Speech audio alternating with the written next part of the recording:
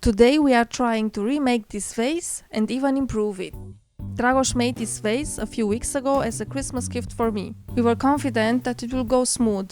We didn't think something could go wrong because he done it before, so it looked like an easy and fast make.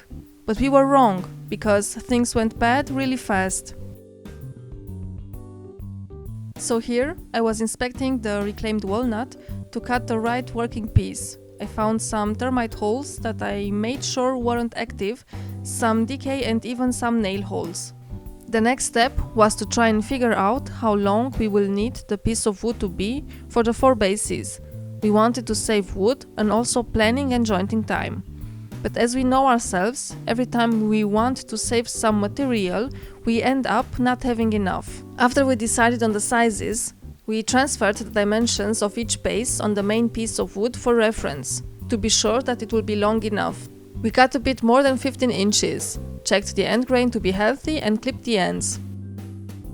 We greased up the jointer with beeswax for a smooth slide and then started to get one side straightened. Dragos wasn't sure which side to start with, but finally he chose the curved side and took the high peaks at the ends first before doing a full run.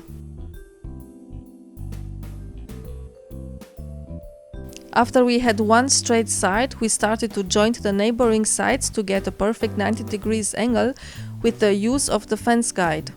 But something wasn't going as planned. We couldn't get perfectly square sides. We checked the fence, tried again, and got what we considered to be a perfect result. Then we measured the piece to find the thickest part to start planing the other sides and reduce the thickness to about 2.5 inches so we can make the cuts at the miter saw. We ended up not having perfectly parallel and square sides, and Dragos was starting to lose his patience, so we said that it was good enough and went with it. Clipped the ends again and started the hard part to make the compound miter. But here Dragos is starting to make the big mistake, and he had all the signs there to stop him before it was too late, but he just ignored them all. He was sure that he used a 45 degrees compound miter to the original vase. So he pivoted to 45 degrees and he went to also tilt to 45 degrees, but the miter saw had set in place a tilt stop for 33.9 degrees. Moved the tilt stop to the 45 degrees position but still couldn't make it to the 45. The universe was telling him that he's making a mistake, but he was sure on what had to be done and nothing could stop him. Finally, he realized that sawdust was cut in the stop slot and didn't fully engage to the 45 position. Realizing this, the miter saw got, and not even the universe could stop him now in making the mistake cut. So he made a test cut on a scrap piece, and the result, well, still wrong, but he didn't realize it, but was so proud of the cut. So Dragos went for the cut, and again, the signs. The tilt was too steep and the cut was really awkward. His hand was near the blade and didn't look good at all. So he stopped and, being smart, got a clamp. That didn't work also. And now he's dumb but brave, so he went for it without breathing, but the cut didn't go through. Now he just uses this tool to look like he can use science to figure out what was wrong.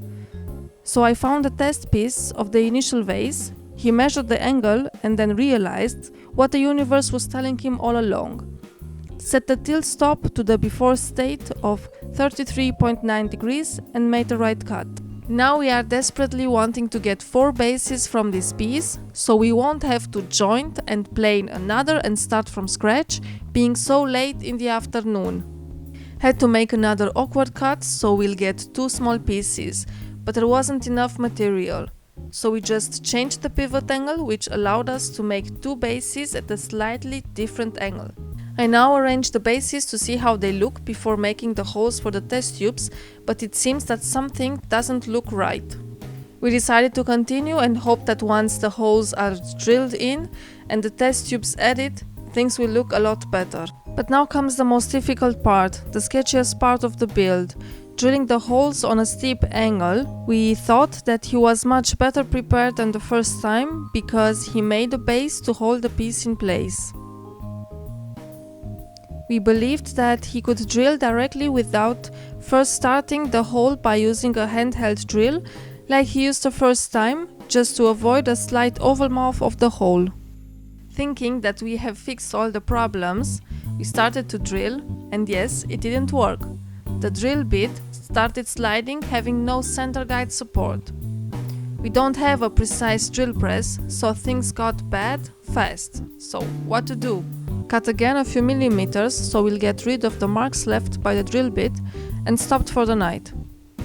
The next day we went to the store and bought some spade bits, betting that the sharp points will be long enough to help position and steady the bits. So we started to make the holes really slow, so the bit point will not slip. And once we were sure that the bit point went deep enough, we could go faster. And we were pleased, we were right, and it worked. We got confident too fast, and it backfired, because the piece was not clamped steady enough, and when he let go of the piece, the bit hit the rim of the hole and smashed it. So again, cutting the mistakes. Stick the piece of painter's tape to be sure that the circular blades nut washer will not hit the wood and leave a mark, since we maxed the cutting depth of the miter. But got into a problem from before. Because the piece was not perfectly square and he couldn't hold it firmly, the piece moved and the cut was not perfect, but we decided to fix it while sanding. I marked the position of the other holes for the smaller test tubes, changed the spade bit and drilled the other holes. Temporarily put all the pieces and test tubes together to see if we need to make depth adjustments, and that all looks good. And we were satisfied, so we started the boring part of sanding. Lots of handheld sanding, but totally worth it. The wood started to look more and more beautiful when I applied the beeswax finish, and it just shined.